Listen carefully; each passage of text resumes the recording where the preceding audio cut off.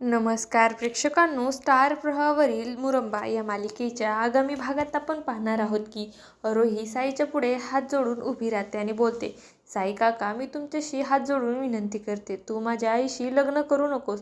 तेव्हा साई हा तिला उत्तर देतो, हे बघ आरोही बाळा, आता देवाचीच इच्छा आहे की माझे आणि रमाचं लग्न व्हावे, तर मग मी काय करणार? देवानेच आमच्या दोघांची गाठ बांधली आहे. आणि तेव्हा आरोही बोलते, म्हणजे हे सर्व देवच ठरवतो का? आणि तेव्हा साई देखील होकार देतो. त्यानंतर आपण पाहतो आरोही देवाकडे प्रार्थना करते आणि देवाला बोलते, देवा काहीतरी चमत्कार कर आणि माझ्या आईचे व माझ्या बाबांचे लग्न होऊ दे.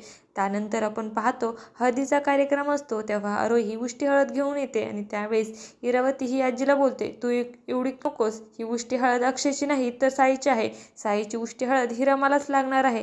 आणि त्याच वेळेस आपण पाहतो स्वराचा बॉयफ्रेंड हा धावत त्या ठिकाणी येतो आणि त्याचा धक्का हा आरोहीला लागणार.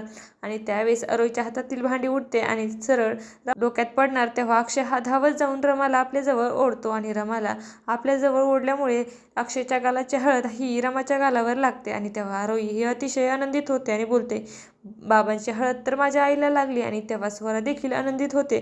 तर इरावतीचा मात्र चेहरा पडतो आणि आजी ही इरावतीला बोलते, आता रमा ही अक्षयचीच होणार, तू काय कर, तर साक्षात देव जरी आला तरी या दोघांना कोणीच वेगळं करू शकणार नाही. तुम्हाला जर आपला व्हिडिओ आवडला असेल तर चॅनलला लाईक, शेअर आणि सबस्क्राईब करायला विसरू नका. धन्यवाद.